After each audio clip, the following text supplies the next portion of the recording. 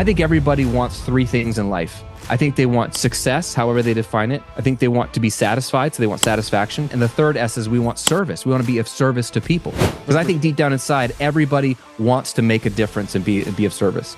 So it's like, how do you get all three of those S's? Well, my theory is that the secret is summed up in 4 words, which is do it your way. You have to do life your way. And I call that being a rebel. It's not just only permission, it's like motivation to not just do career your way, do your whole life your way, not just to be different, but because that's how you're going to make the absolute biggest impact of the world. That's how you're going to help people. That's why God made you that way, to go help a bunch of people. So don't fight the way he made you, bro. Guys, I welcome my good friend and the one and only Graham Cochrane. Dude, what is going on, man? Dude, I'm just living my best summer life right now. The kids are out of school, I was just telling you, so we're just hanging with them. It's been great, bro. More family time, which I love.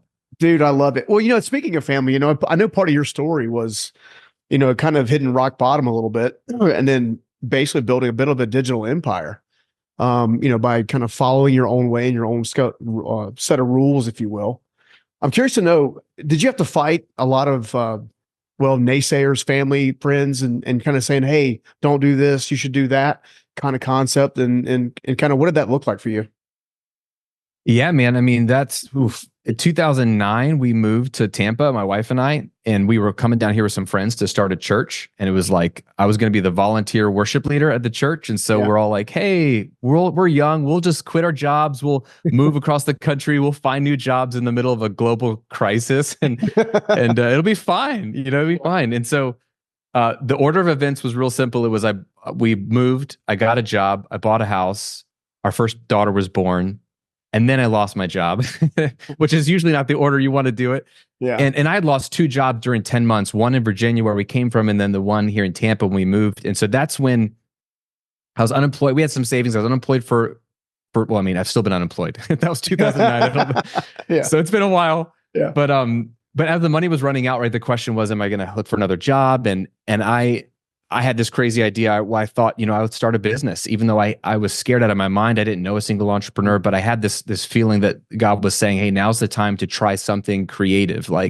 And so to your question, everybody thought I was crazy, except for my wife. And thank God she supported me, even though you got to be a Proverbs 31 then. She is, man. And she was just as scared as me, but it's like, she had that same trust and peace that like, hey, there's something here. Let's give it a shot.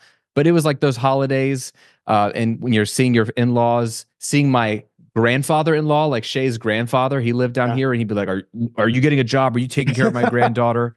And to tell them, no, bro, I've started a blog about audio recording.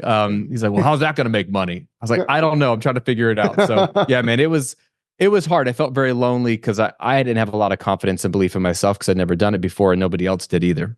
Yeah, no. Well, the reason I asked that question is I feel like a lot of us get stuck there.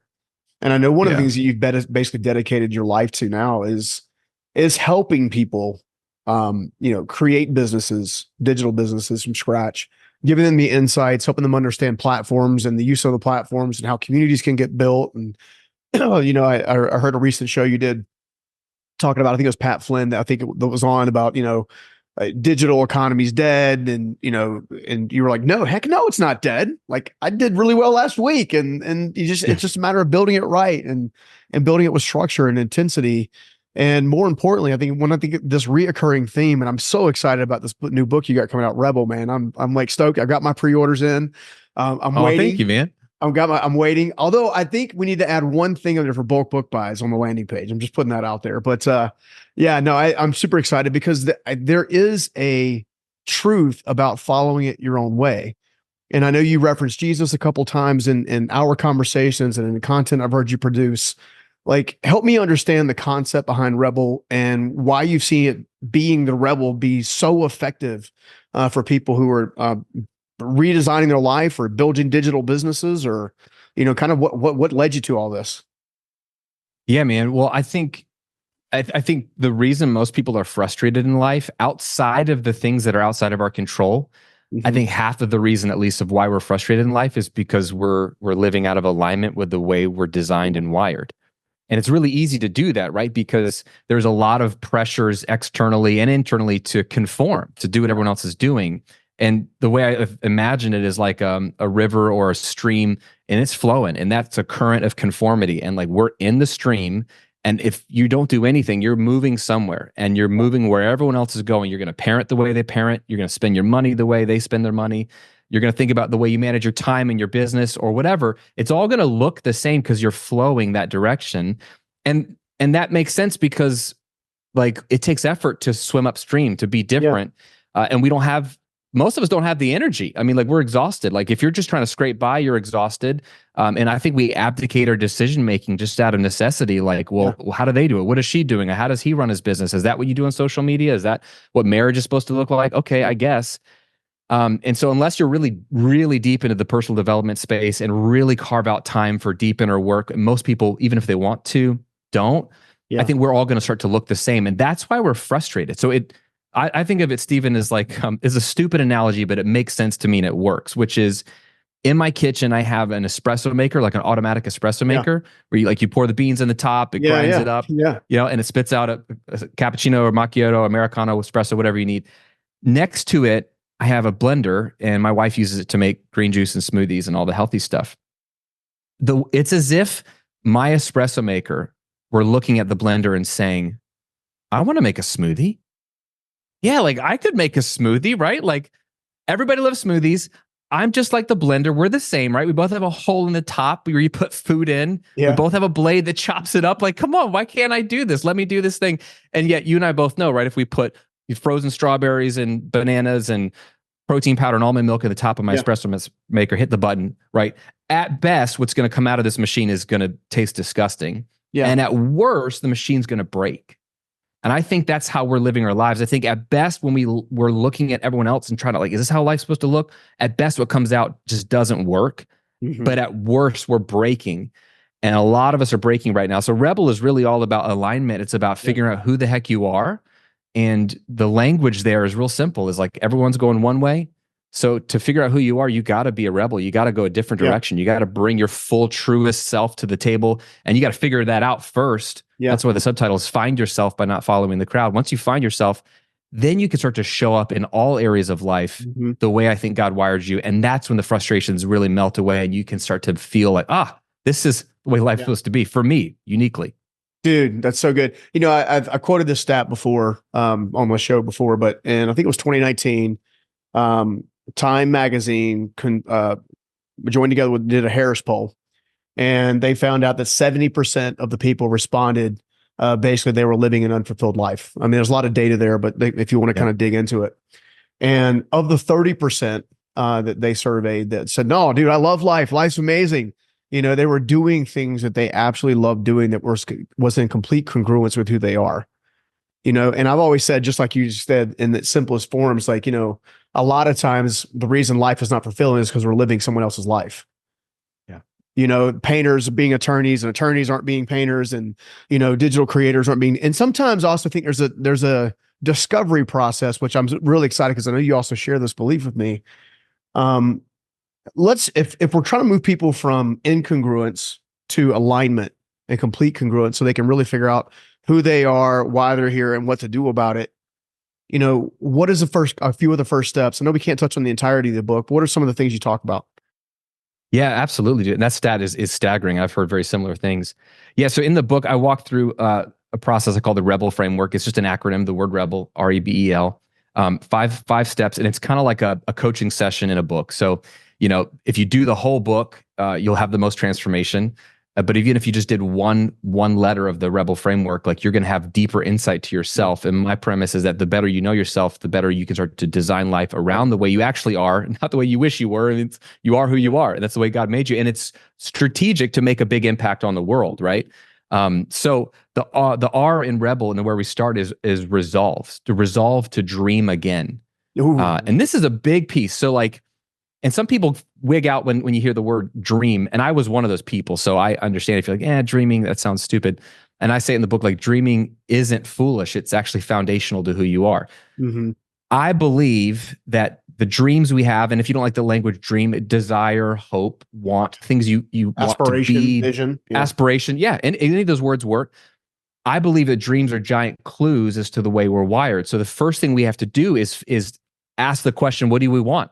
Yeah. Not just so that we can go get everything we want, but so that we can better understand ourselves. And I think of a dream as like a 30,000-foot view. And some of my dreams may not come to reality, but they tell me something about who I am and what I like, and that informs other dreams. Yeah. Some of those dreams we do need to like get down on the ground and actually make a reality. But I'll give you an example. Like my dream growing up was to be a rock star. Like straight up, I wanted to be a famous musician, or at least die trying. Like I wanted to at least try to make a living.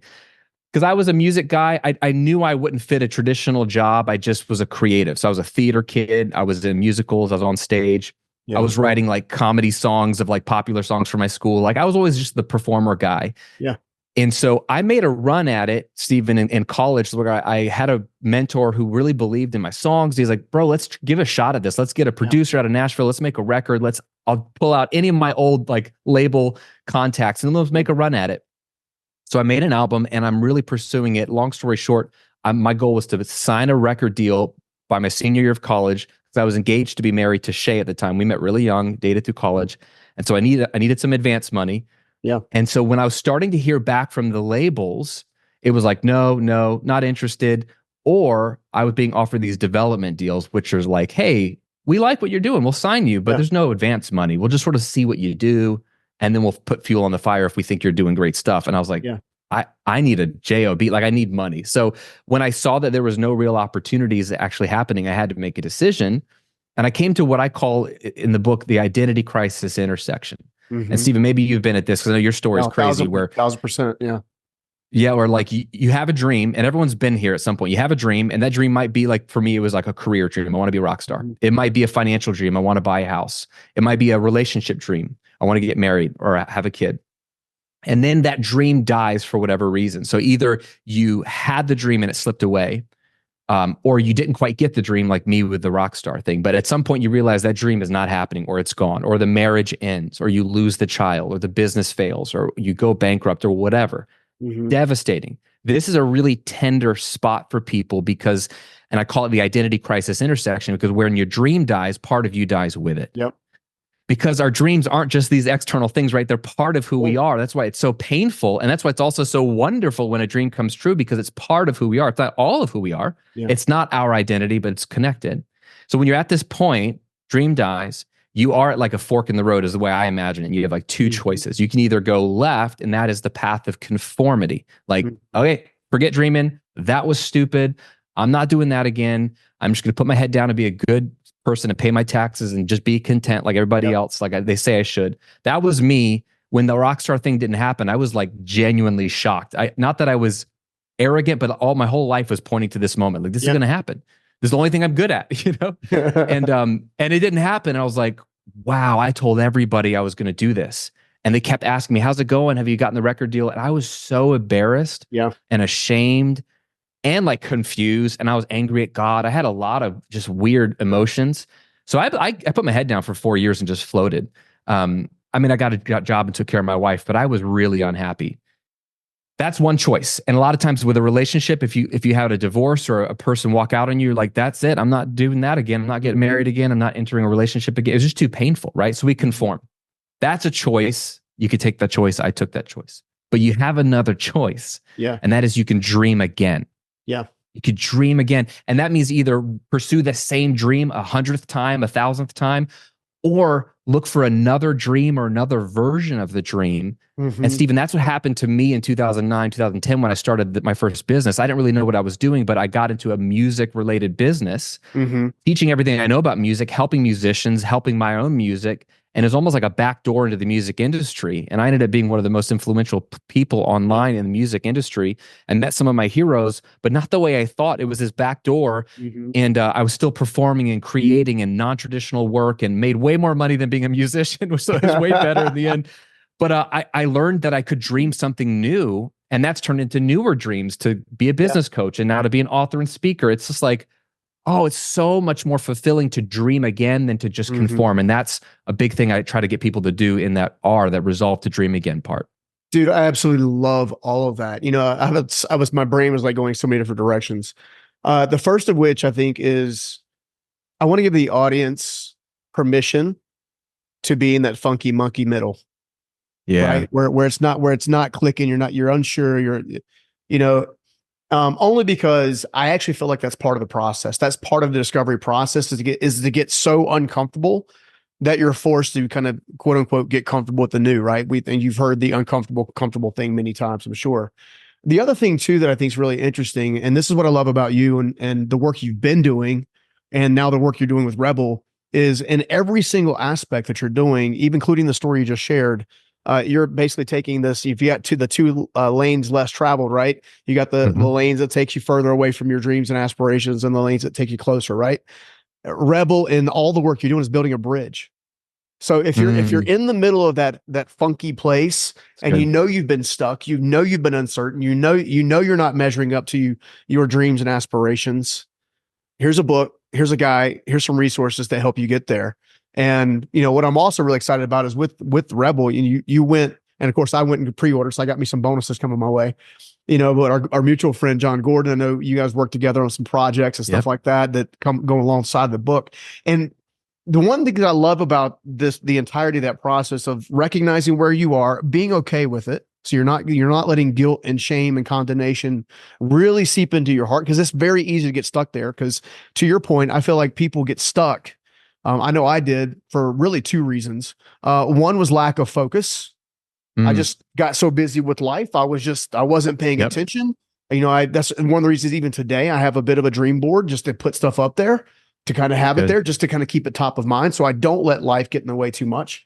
And the second thing is life events. There are serious life events that, that really challenge your heart and your mind and your soul at any given time, but at the end of the day, all it takes is one decision to aim back at your dream. So as we kind of talk through let's go ahead and go to the E real fast and kind of like do a little bit of a deep dive, because I feel like we're on a good track record, because I know I can sense, it's funny, I can sense right now there's people that are going to be listening and watching right now that are like, I'm here right now and I'm tired of being here. Right. So let's break it down some more. Yeah, man. No, that's so good. Yeah. So the E is so if the dreaming again, resolving to dream again, is, I think of it like you're on an airplane, 30,000 foot view. I can look down and go, oh, wow, yeah, those are things I dream about and care about. And they could be big, they could be small. That's helpful to a degree, but it still seems like out of reach or just, elusive. The E is to establish the outcomes you want in life. Yeah. And so I think of life in terms of 6 core areas. I know people chop it up at 8, 9 different ways, but in the book, I posit 6 areas that are meaningful to me: your work, the way you think about money, your time, how you choose to manage your time, your health, physical and mental, your relationships, and then your spirituality. So if I look at my life, I chop it up into those 6 large areas. And so what I do in the E in the book is let's take it from the 30,000 foot view dream. Maybe you have a dream to start a business. Maybe it's a dream to pay off all your debt. I know you had George Camel on the show, and maybe it's a dream to start a family. Maybe it's a dream to move to another part of the world and just have a new environment. Whatever that dream is, we have to put it on the ground and get a vision for it. So E is really about a vision. To me, it's establishing the outcomes. We're looking at the end. And I think you're just like me, man. You're so successful probably because you reverse engineer things. Like, okay, if I want that, what do I have to do to get there? After a lot of pain. So, yes. Yeah. Well, that's what makes it all the sweeter, right? It's like you had the pain and now you have, your life now. But one of the best things that I learned from, I don't know if you're familiar with Rich Litvin. He's a brilliant coach. He wrote The Prosperous Coach, fantastic book for anyone who's doing coaching, but he teaches something that he called the best 3 years of your life framework. And so I stole it from him and I credit him in the book, but I've worked with Rich, and it's been the most useful vision casting tool for me. So for example, like some people have 10-year goals, Stephen, and I can't do 10-year goals. They're too far out. Too many things change. Yeah. Right. I'm going to be a totally different season of life. I'm going to be a totally different person. If you think about 10 years ago, what was your life like 10 years ago? Dude, that's a totally last year, my life was completely different. Yeah. Last year, I'm living a totally different life in 2024 that I was living in 2023, which is nuts. Dude, that is nuts. So that's real. So 10 years are too far. And also to your point, if you're not very focused or if you're unmotivated, a 10-year goal isn't going to motivate most people, because there's no pressure or urgency, because it's like, I got 10 years. Some people do, like in January, the New Year's resolutions. This year, I'm going to change all these things. Yeah. And I like that for urgency creation, but it's really hard to get a lot done in 12 months. You can, Yeah. but it's hard. And so a lot of people just give up because they get discouraged. So what Rich talks about is the magical 3-year mark. And I think he's right that 3 years is a really great time horizon to start to vision cast. So 3 years from now, I'm close enough to my current season of life. If you have kids, you probably know their ages are going to be kind of similar to what they are now. You can kind of see it. But at the same time, bro, you and I both know we can get a lot of damage done in 36 months, right? Yeah, absolutely. Like, you can change your body, you can change your marriage, you can change your finances, your business in 36 months. It took about 36 months to exit the business I just sold. Yeah, dude, I remember you talking about that a year and a half ago. Like that's a life-changing event. So the idea is real simple. It's a simple question, and anybody can journal this prompt out. And so Steve will role play it as you and me, which is, imagine it's 3 years from now and you and I bump into each other. We're at like a mastermind event or the airport or whatever. And I'm like, Stephen, how the heck are you, bro? And you're like, Graham, this has been the best 3 years of my life. Yeah. Since you were on the show, it's been the best 3 years of my life. And I'm so excited for you. I'm like, that's freaking amazing. Tell me all about it. Why has it been the best 3 years of your life? That past tense, it's been the best 3 years of my life because blank is such a powerful prompt. And most people think, oh, I can come up with a couple of things. But if you force yourself to sit with it for 30 minutes, an hour, and really think about what would have to be true for you to say that to someone, that it's been the best 3 years of my life. And you get to think about your whole life. I mean, it's not business. It's not just marriage. It's all of it. And if you've started with the dreaming exercise I have in the book, like, you're going to already have some fodder for that. Like, well, I did say I want this to be true, this to be true. I don't know when, but now you could pull out the ones that you really want to be true in 3 years. Yeah. And that's where you start to get a list of like bullet points for me and my clients. I do this with clients too. And it's very interesting what comes up for them, because sometimes they have generic goals. I want to make 100K a month. I want to do 10 million a year, whatever it is. But when they do this exercise, they realize, well, I want to spend more time with my kids. I don't want to live where I live. I want to live by the beach. You start to get some clarity on like what really would be life-giving and how much money it takes to do that, or what, and it focuses you. And that's really what the E is all about, is getting it in front of you. Like, this is the vision I have for my life related to what matters to me. Yeah, dude. That is so good. You know, it's funny. The most underrated, like, superpower on the planet, in my opinion, is time with your God, an ink pad and a pen. Yes. Come on now. You know what I'm saying? Every day I do it. Yeah, because I think you and I share this thing. Most of everything you need from life is already inside of you, and it's about discovering it and pulling it outside and bringing it into manifestation, if you will, or into the world. And I believe that's how we bring the kingdom of heaven to earth. Is we work with the Holy Spirit, and we're constantly refining and tooling. And I did this morning. So because we're brothers in Christ and stuff like that, I'll share this with you.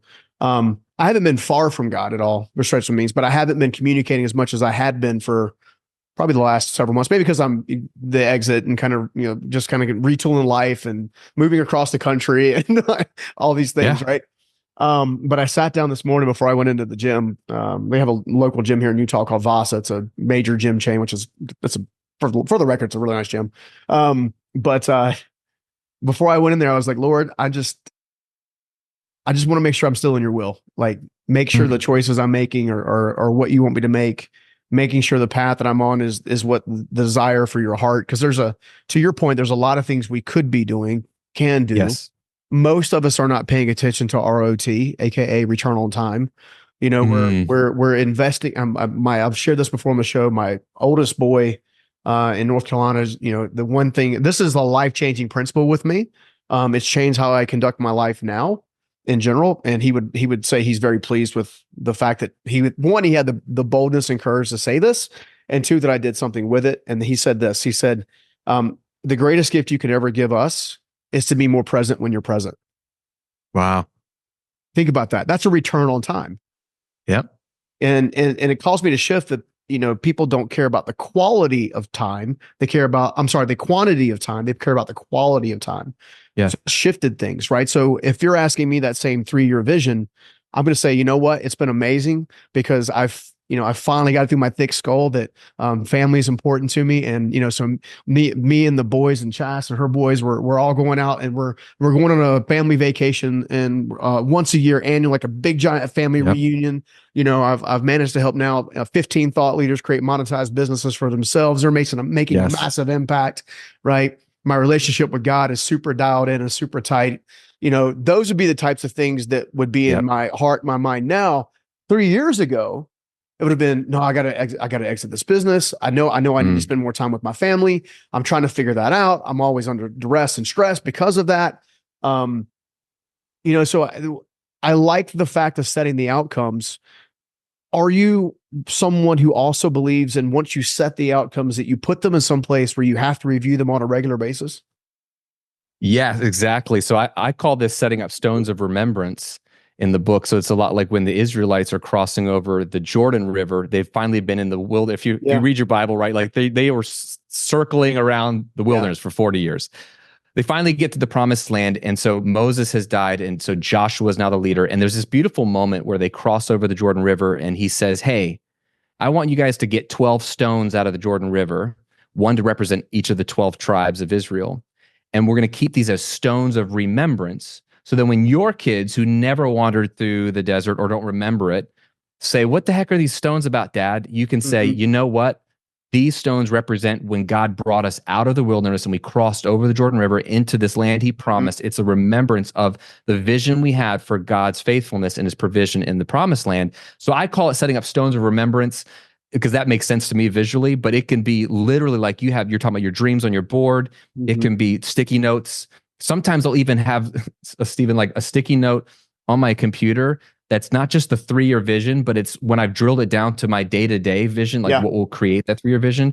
And I think I stole this from Tim Ferriss years ago from the 4-Hour Workweek, but a to-do list and a not to-do list every day. And just like to remind I say no-to list, Yep, don't do this. This is not going to lead you to your vision. It's a giant waste of time or whatever. But yeah, I think having the visuals, and this is especially true for me because I can get so fired up and excited about something, Stephen, and then the next day I totally forget like what God told me. And I can be so down and be like, this is never going to happen. I don't know. I literally told my wife this weekend, I just had a bunch of guys over for a mastermind event here in Tampa and it was so good. But by the next day I was like, what am I doing? Was this even good? And she's like, what's your problem? Like go for a run or something. Get out of here. Again, like, Proverbs 31. I know. She's like, what are you talking about? You said it was amazing and it was amazing, but my emotions can lie to me. And so that's why having the vision and having it in front of you just reminds you, if you have a great start to your day, for example, you're talking about you're starting your morning right. And I have in the book, I share I call it my wait morning method. It's another acronym, but how I do my morning routine. I think we could start mornings well. Yeah. And that's great. But then it's easy to get sidetracked or derailed or whatever. And so it's how do you get back on track throughout the day? And that's where a stone of remembrance can help you get focused again on this is my mission. This is what I'm all about today. Family, business, helping people, a happy client or customer just gets you right back in the mood. Yeah, dude, it's so good. I was thinking, all of this wraps it together, choosing to pick up the book, choosing to go through the process of self-discovery, especially if you're in this stuck state and you feel like you've been spinning your wheels for a little while, is super important. The morning routine is super important. Stones of remembrance, super. Like we start looking at all this, the one thing they all share in common is focused intensity or intentionality, right? You are now going from kind of like living the automated life. I wake up, I get a cup of coffee, maybe I walk the dog, I hop on a conference call, I look at my calendar. Yep. My calendar says I go to here and do this, to, all right, I'm waking up. I'm getting my prayer and meditation time in. I'm protecting my body, my mind, my soul. I'm going to put stuff in my brain every single day that's going to help develop me. I'm going to be more intentional with my kids, more intentional with my partner, my spouse. I'm going to really start to design my life. And I think the more and more I understand how you see the world and the lens in which you're sharing this message through, Rebel is a way to actually design your life, not to automate your life, right? Nope. So just talk from the heart for just a minute, because I can see it kind of bubbling up. So why Rebel? Like why is this book so important to you?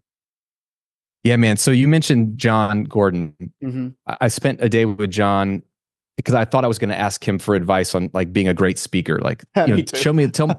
Yeah. John, hook a brother up. Tell me how to do it. Yeah, I was like, what's the secret? How do I do like you do? And he was like, well, what's the message of your next book? So my first book had just come out, and that's all about the business model I teach and online business stuff. Mm-hmm. And I was like, well, bro, I just, it was like 9 months ago. Let me just rest. I just released a book. Like it was a big deal. And he was so adamant about what's the message of your next book. And I was like, man, I don't know. There's a lot of things I could write about. I could do more business stuff. And so we had lunch, we're talking, and I wasn't getting anywhere. And so he finally said, well, like, just tell me your life story. Okay, let's just start from the beginning. What's your life story? So I'm walking through my life story, high school, the guidance counselor is like upset that I haven't applied to a single college. And I'm like, I'm not going to go to college because I'm going to be a rock star. Why do I need college? And she's like, you will go to college. And my parents like, you got to go to college. And then when the rock star thing doesn't happen, and like I'm bouncing around from job to job, and then I moved to start a church when people thought I was crazy, and then I didn't pursue a job when I lost a job, and I started a blog. They thought I was crazy. Even when my first business blew up and I was doing 7 figures a year, and after 7 years of it, I was like, I'm bored with this. I want to be a business coach. People thought I was crazy. Like, why are you leaving the business? I was telling him my story. He said, bro, you're a rebel. I was like, what? Yeah. He's like, yeah, you don't do what people tell you to do you? Like, that's like the theme of your whole life. And that was where the name came from. So I credit John, and that's why I asked him to write the foreword, because he was there the day that the idea came up. And I said, bro, that's not language I've ever used for myself, but you just in one word gave me language for how I feel about my life, which is, how most rebels in history, whether it's Martin Luther King Jr., Jesus Christ, Steve Jobs, anyone who came on the scene and did things differently or had a different vision against the current norms of the day, people didn't like them at the time. Yeah. But then years later, people think they're geniuses, and I kind of feel like that's me, and not in an arrogant way, but yeah, thank you. It sounded really arrogant coming out, but I feel like I was like, no, I'm not trying to be like a rebel in the sense that I just want to break the rules and just be different. That I just feel like I'm not the same as everyone else around me. And I'm sure, I believe that God designed me a certain way. There's a path. And so what fires me up, Stephen, to your point, is I think everybody wants 3 things in life. I think they want success, however they define it. I think they want to be satisfied. So they want satisfaction, because those are 2 different things. You can be successful and not satisfied. Bro, I made some money and was not happy. Right? So, oh man. And that blows people's minds, because like, no way. But then they get it and they're like, oh, I'm not satisfied. Yeah. So we want success and satisfaction. And the third S is we want service. We want to be of service to people. Because I think deep down inside, everybody wants to make a difference and be of service. So it's like, how do you get all 3 of those S's? Well, my theory is that the secret is summed up in 4 words, which is do it your way. Mm-hmm. You have to do life your way. And I call that being a rebel. The only way that you, Stephen, my theory is, are going to be successful and satisfied and have the most service to other people is to do life and business and family the Stephen Scoggins way. Yeah. And so that's what rebel's all about, is like, if you're stuck, like you said before, if you feel frustrated, if you feel like there's more to you, if you feel like, hey, I've done some great things, but maybe I'm in this sort of midlife crisis, or maybe you're 18 years old and you just graduated high school and you're like, I don't like the prescribed paths everyone's putting in front of me, and I don't feel like they fit me, and you intuitively know you're made for something a little different. Yeah. Rebel is all about giving you permission, to be yourself. Yeah. And then tools to figure that out. Because people are like, how do I figure out who I am? It's a bunch of tools. It's, if you do the book, you'll figure it out. But then once you do the tools, then it's not just only permission, it's like motivation to not just do career your way, do your whole life your way, not just to be different, but because that's how you're going to make the absolute biggest impact of the world. That's how you're going to help people. That's why God made you that way, to go help a bunch of people. So don't fight the way he made you, bro. Yeah, dude. I know. Again, I love this kind of stuff. It's funny. I was just thinking too, I think there's a right way to be a rebel and a wrong way to be a rebel. And I'll try to break this apart. The wrong way to be a rebel is to simply show up an ego. I know it all. I know everything about me. I'm going to do it my way. I'm not going to take any advice, that kind of thing. There's what I believe the right way to be a rebel is yes, you become more and more self-aware of your God-given talent, your strengths and resources. You put those in the service of others, and somehow through the byproduct of making impact, a massive income comes along with the fulfillment and the satisfaction. Right. So the success that you think you want is often a mirage of the success that will actually fulfill you. Right. And on top of becoming kind of the rebel the right way, to me, the doing the rebel the right way is actually getting the quality mentorship and coaching needed to help bring that stuff out of you. You mentioned John Gordon. I know you and I have been part of different masterminds and stuff like that have just people pouring in and like looking at things from a different angle. And you just got through bringing it up. Like John helped you like summarize your whole life in one word, and that clarity has power. It does, because a lot of times you can't pull it all out of yourself, right? Mhm. So I love that distinction. Here's another challenge though, Stephen, because I'll not that I'm pushing back on that, but this is my challenge because it's a reality and you've seen it too. Sure. Like you can have good coaches and good people speaking into your life and then bad coaches. And then I think there's a third option, which is good coaches who just ultimately at the end of the day, they aren't you and they don't fully know you. So there's something I talk about in the book called the two-way mirror of meaning. And this is hard when you're starting out. I think the more deeper work you do, the better you can get past this problem. Sure. The two-way mirror of meaning is simple. It's like a two-way mirror in a police office, right? Or a police station where you're on one side, I can see through the glass. On the other side, the guy can't see through the glass, looks like a mirror. Yeah. I think the way we look at life, sometimes we're like, hey, give me advice. What should I do? We're on the see-through side and we're trying to do this internal work and we think we're looking at a mirror, but we're really seeing through and we're seeing people on the other side. So we just see them the way they do their life. And we're like, I guess that's what I should do. And then we ask them for a feedback or help and they're looking back on the reflective side and they only see themselves. So they say, well, do what I'm doing. This is what's worked for me. This is what I think. And it becomes this repeating mechanism. So there is a process in which you could even have good counsel, but it's counsel that really doesn't make sense for you at the end of the day because of the way you're wired. So it does take a level of like next level maturity of knowing yourself to be able to then, I think, take good coaching and take masterminding well. It's easy to get in front of a coach or a mastermind if you're new and be overwhelmed and just assume they know everything and you know nothing. I do think you need to bring a little bit of clarity about who you are to their advice. So then you can receive it, filter it in with what you know to be true about 100%. Yourself with humility, because humility is the key that unlocks every door. I'm with you 100%. Yeah. But it really is like having a little bit of ownership in this space too, of like, I'm not just going to blindly do what people tell me to do. That's still abdicating even out of humility. That's where I've leaned to that my whole life because I usually assume everyone else is smarter than me. And you might lean to one side of the spectrum or the other, but there's I think a healthy middle where I know who I am, but I want to receive. Like if I'm in a room with you, bro, I'm going to shut my mouth and ask you to just like tell me what you know, because you've walked through so many powerful things up and down that I know I can learn a ton from a guy like you. But interestingly enough, you're in my lives are different and we're not going to be the same person. And so it's like, okay, how do I filter that into Graham's world? And that's actually fun once you get into it, but it's hard at first, but I'm with you. Coaches, mentorship, even just a friend that you can say, hey, you know me well. Here's what I'm thinking. Here's the pros and cons. Anything come up for you in this? And I'll throw one final thing in here, Stephen. If you're a person of faith and you listen to God's voice, have somebody else who's a person of faith who listens to God's voice. Because what I'll come to a friend or my wife and say, hey, I feel like God told me this. What do you think? And they're like, I don't feel like it sounds like God's voice to me. Like, or maybe it does, And so if they listen to the Holy Spirit, I listen to the Holy Spirit, we can kind of just confirm if I'm hearing something correctly. And that can be helpful too. Dude, 1,000%. In fact, that made me think of a principle I kind of live by. I call it the grocery store principle, right? So I'll take a step back. There's a reason you went to John for John's advice, because you obviously had already developed a level of trust with John. You know, you guys are on similar spiritual paths. You're able to look at John's life, even knowing his backstory that he's very open and vulnerable about early days, long before he became uber successful, built a fantastic family, 20-some year marriage and the whole deal, right? And you're like, there has to be a part of you that says that guy is living a life like I want to live, or with elements of my life that I want to live. So with that in mind, there's probably reasons why you turned away from other opportunities because we both know people that are uber successful in personal development space, actually in all kinds of business spaces, to be honest. I mean, that are just, and some of them, like I don't want to get, there's something about what I'm seeing that I'm like, that's incongruent with what I know about myself to be true and what I think God knows about me to be true.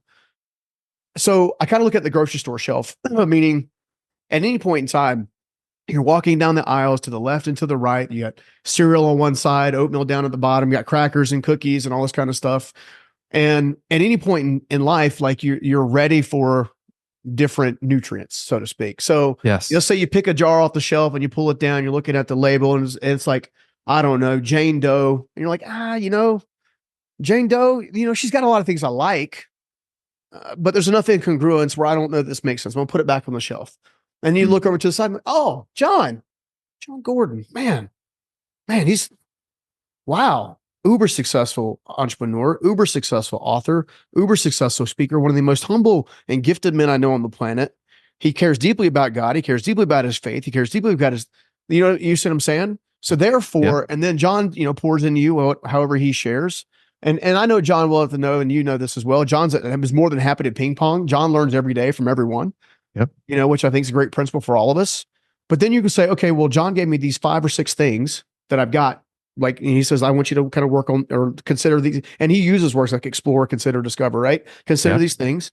Then you take those things back. You take that magic ink pad and the pen, and you sit down with God and you go, God, is this true? Yeah. Is there something more here? Is there something deeper I need to dig into? Like, talk to me a little bit. And for somehow you merge that with a rebel framework, and you're going to walk out with a pretty organized strategical plan on what you need to do. Because I've always said that there's 3 really important questions in life. Who am I? Why am I here? And the most important is, what do I do about it? And what do I do about it's always factored in with service, and that's so good. That's one of the reasons I love what you're doing, not just with with your help with entrepreneurs and how you help them build businesses, but specifically Rebel, because I believe the world is missing a bigger bridge. Right. Yeah. And I want our listeners and our audience to really, really think about, are they being congruent? Because if they're not going to be congruent, they're not going to be effective. Bro, that's so good. You said it. Like those 2 questions, I write about them in the book because the late Dan Miller talks about them a lot. Who am I and why am I here is like the 2 most important questions to ask. And I think Rebel is trying to help you answer those 2 questions. And then to your point about what do I do about it? I think about this random story in the Bible where Jesus goes to this town, and there is a demon possessed man who's so strong nobody can like bind him, and so and people leave him alone because he's kind of super strong and crazy. And Jesus like heals him and expel the demon's gone, and the guy's like so thankful for a million reasons, of course. Yeah. And he begs Jesus like, "Can I come with you and your followers? Like I just want to follow you." And Jesus says no.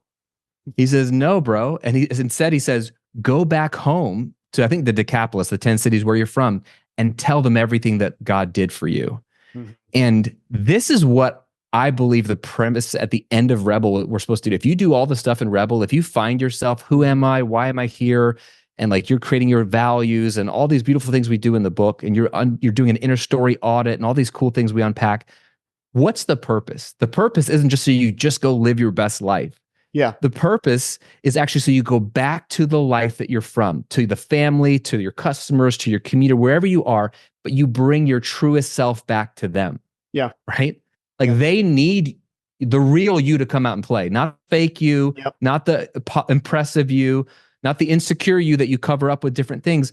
The world that you're a part of right now, the people that know you and interact with you, they need the real full you to come out and play, because it's going to impact and help them. So it's like, don't change your life and then go live a separate like identity somewhere else.